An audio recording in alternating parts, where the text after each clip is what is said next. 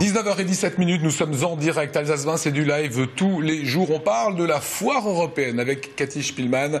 Elle est une des chevilles ouvrières de cette foire. Tout se passe bien, ça commence demain, on est d'accord? Tout se passe bien, ça démarre bien demain matin 10h. Rendez-vous à la foire européenne de Strasbourg. Voilà, c'est la 82e édition. Et ça signe aussi quelque part la rentrée politique et économique de l'Alsace, quoi. Tout à fait, Lionel. Donc demain, c'est la rentrée économique et politique. Le mois de septembre, c'est le mois de la rentrée scolaire. Pour nous, c'est la rentrée politique et économique.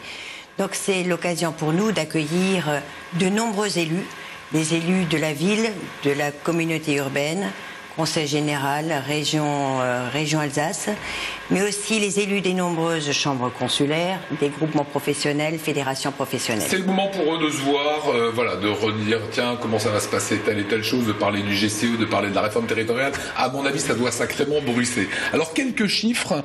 Combien d'exposants, parce que c'est le grand public qui va y aller, aurez-vous cette année? Alors, ils sont très nombreux.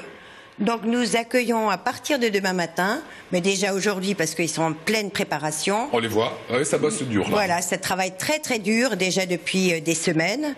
Nos équipes installent 1040 exposants au total, donc nous en sommes très fiers. Donc nous remercions également nos équipes commerciales qui ont œuvré pour rassembler autant d'exposants. Ça vient de partout du monde entier, les exposants, ou c'est très français?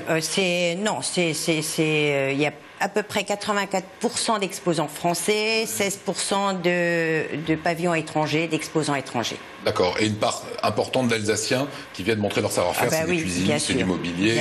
Bien sûr. Beaucoup de PME, TPE alsaciennes qui viennent à la rencontre des nombreux visiteurs et qui souhaitent bien sûr remplir les nombreux bons de commande qu'ils ont préparés pour l'occasion. Tout ça, ça rapporte des sous?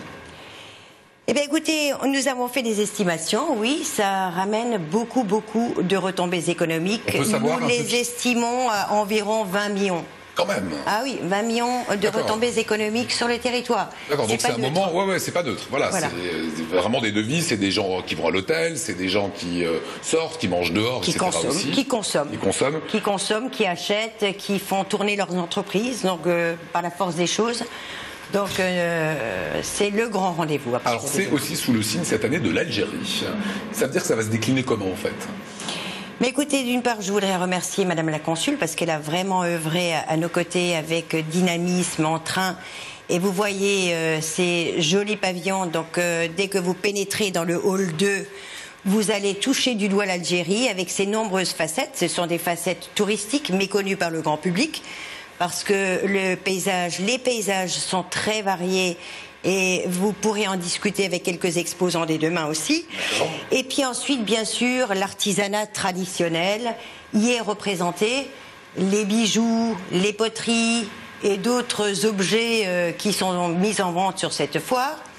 Et puis, quand on va à une foire, on goûte aussi. On goûte les spécialités gastronomiques.